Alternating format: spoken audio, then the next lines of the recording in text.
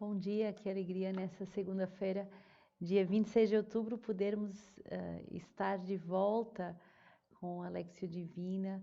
E eu já estou de volta no Rio de Janeiro e depois desse momento muito feliz em Manaus e nos alegrando com todas as maravilhas que as duas casas que temos, tanto na Fazenda da Esperança como na Mariápolis, em Manaus, nessa grande casa de retiros.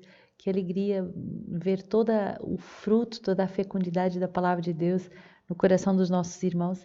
E quero lhe acolher a todas as casas de vida, de aliança, mas também todos os nossos irmãos espalhados pelo mundo para esse momento bonito da Lectio Divina. Então, Efésios 4, nós continuamos essa leitura a par e paz com a carta de São Paulo aos Efésios. Você pode abrir a sua Bíblia, Efésios 4, versículo 32 a 5:8.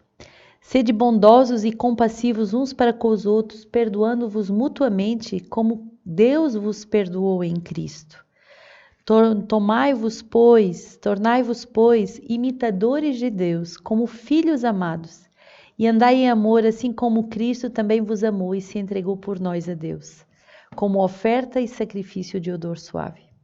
Fornicação e qualquer impureza ou avareza nem sequer se nomeia entre vós, como convém a santos. Nem ditos indecentes, picantes ou maliciosos, que não convém, mas antes com ação de graças. Pois é bom que saibais que nenhum fornicário ou impuro ou avarento que é idólatra tem a herança no reino de Deus, e de Cristo e de Deus. Ninguém vos engane com palavras vãs, porque essas coisas vêm a ira de Deus sobre aqueles que a ele resistem. Mas não vos torneis coparticipantes das suas ações.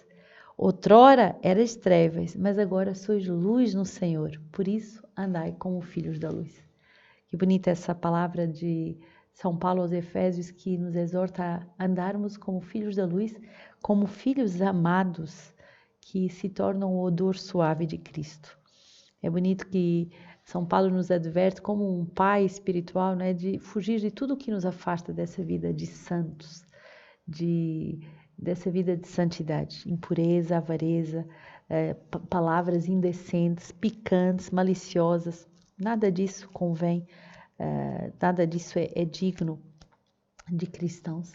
Tudo que é impuro, tudo que é avarento, tudo que é idólatra, nada disso convém. Então, devemos verdadeiramente ter uma vida nova, nós que somos renovados pelo o sangue de Cristo, devemos também, em todas as nossas dimensões da vida humana, ter um comportamento novo. Pensamos que hoje o Espírito Santo nos renove com esse novo entendimento e você vai escutar dentro do seu coração, eu acho que você já experimentou, essa pequena voz que diz, não, isso não convém, não, isso não é bom, isso não é você, isso é mais o Espírito do mundo infiltrando dentro do seu coração. Porque todos nós temos dentro do nosso coração as sementes do verbo e essas sementes elas germinam dando bons conselhos, dando inspirações profundas no nosso coração. E o Salmo 1, que nos hoje é proposto pela liturgia, vai justamente nos dizer isso. Há dois caminhos a trilhar. O caminho dos justos, que é um caminho de fecundidade e que mesmo nos tempos difíceis ele persevera, ele não para de dar fruto, e o caminho dos ímpios, o caminho daqueles que têm uma vida mundana, uma vida que não é feliz. Feliz o homem que não segue o caminho, o conselho dos ímpios, e que não para no caminho dos pecadores, nem se assenta na roda dos zombadores. Pelo contrário, o seu prazer está na lei do Senhor e medita a sua lei dia e noite. O seu prazer está na lei do Senhor e ele medita a sua lei dia e noite. Ele é como a árvore plantada junto da água corrente, dá fruto no tempo devido e suas folhas nunca murcham. Tudo o que ele faz é bem sucedido. Não são assim os ímpios, não são assim, pelo contrário, são como a palha que o vento dispersa. Sim, o Senhor conhece o caminho dos justos, mas o caminho dos ímpios perece.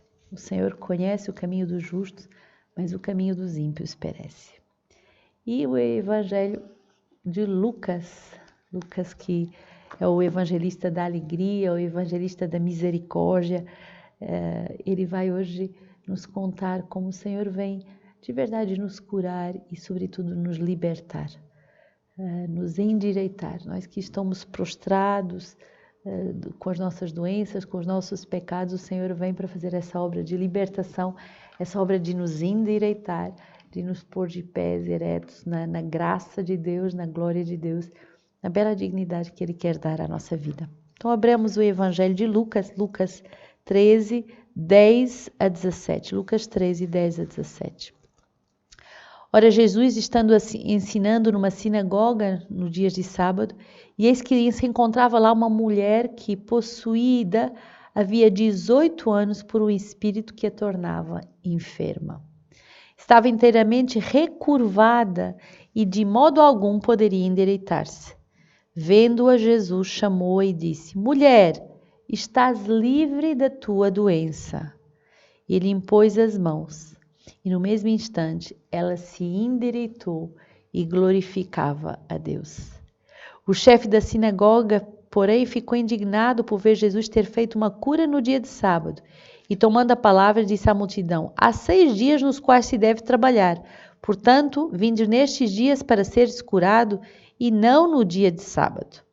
O Senhor, porém, replicou: Hipócritas! Cada um de vós no sábado não solta o seu boi ou o seu asno no estábulo para dar-lhe de beber? E esta filha de Abraão, que Satanás prendeu há 18 anos, não convinha soltá-la no dia de sábado? Ao falar assim, todos os adversários ficaram envergonhados, enquanto a multidão inteira se alegrava com todas as maravilhas que ele realizava.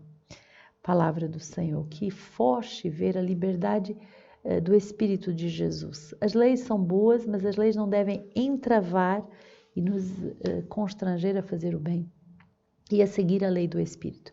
É muito curioso esse milagre, porque geralmente, se você fizer uma comparação entre todos os milagres de Jesus, geralmente Jesus pergunta: o que queres que eu faça? Ele pergunta isso ao cego, ele pergunta isso ao paralítico, ele pergunta isso àqueles que precisam de um milagre, de uma cura, porque Jesus quer se certificar da liberdade com que as pessoas se relacionam com ele. Mas aqui essa mulher, presa há 18 anos por um espírito demoníaco, já não tinha mais liberdade.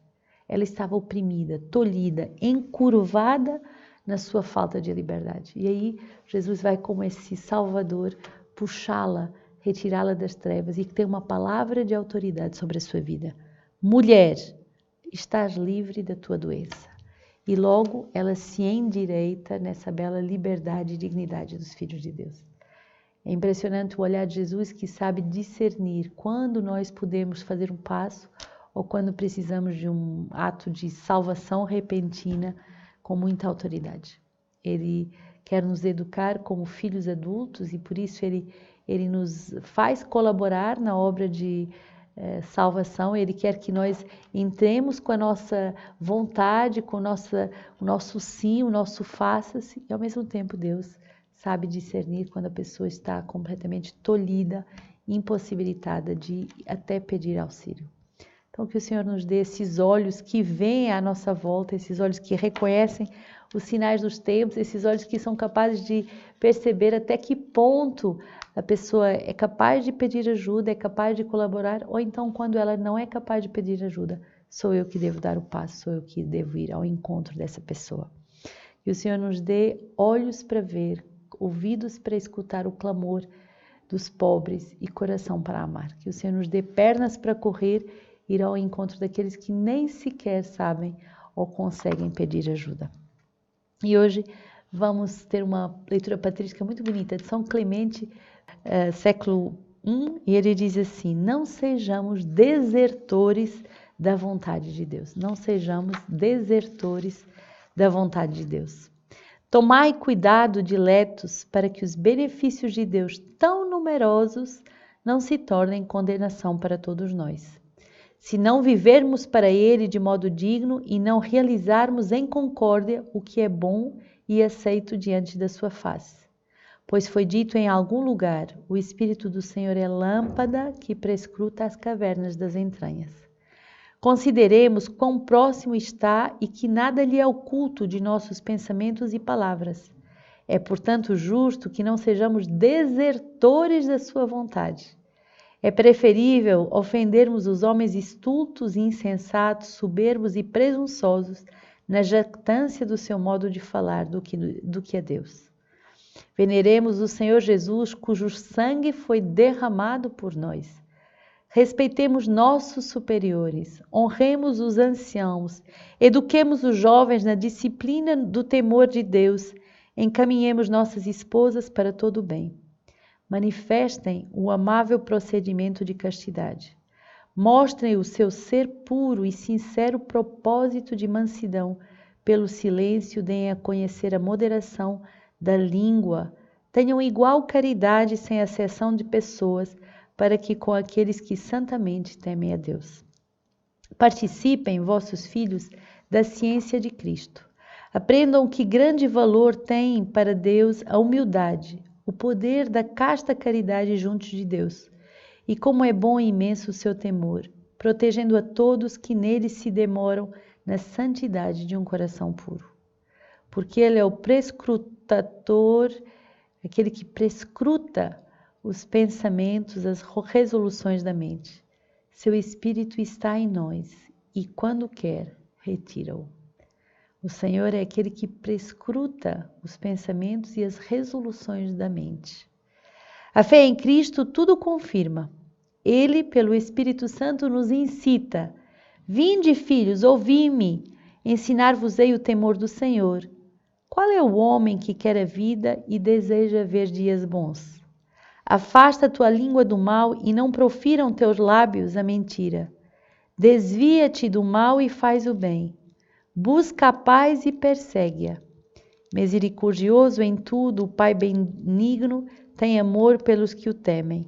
Concede com bondade e doçura suas graças àqueles que se lhe aproximam com simplicidade. Por isso, não sejamos fingidos nem insensíveis aos seus dons gloriosos. Não sejamos fingidos nem insensíveis aos seus dons gloriosos. Que o Senhor, nessa segunda-feira, venha de verdade nos dar esse coração que é sensível, que é atento à sua obra e ao seu chamado. E hoje temos um dia todo com a nossa Web TV, na nossa companhia, teremos de modo particular um momento da adoração eucarística. Tome tempo para adorar Jesus. Se não puder ir presencialmente na igreja mais perto, através dos meios de comunicação, viva esse momento também de adoração ao Santíssimo Sacramento. E hoje à noite, em Amamos os Santos, temos um programa especial, já que é a semana do nosso querido São João Paulo II, o nosso irmão João Paulo vai estar convosco com essa vida desse homem santo, com essa extraordinária vida desse homem que se deixou conduzir pelo Espírito Santo e que foi canal de tantos milagres para tantas pessoas. Então, nós amamos os santos e amamos a igreja que nos dá tantos santos e que forma tantos homens para Deus, capazes de se deixarem conduzir pela palavra de Deus. E por isso são canais de tantas bênçãos para o mundo inteiro. São João Paulo II, rogai por nós, e todos os nossos santos padroeiros, rogai por nós e por cada um de nós, para que nos tornemos cada vez mais dignos de viver a palavra de Deus e de viver a nossa vocação. Então, que o Senhor nos abençoe a todos, Ele que é Pai, Filho e Espírito Santo.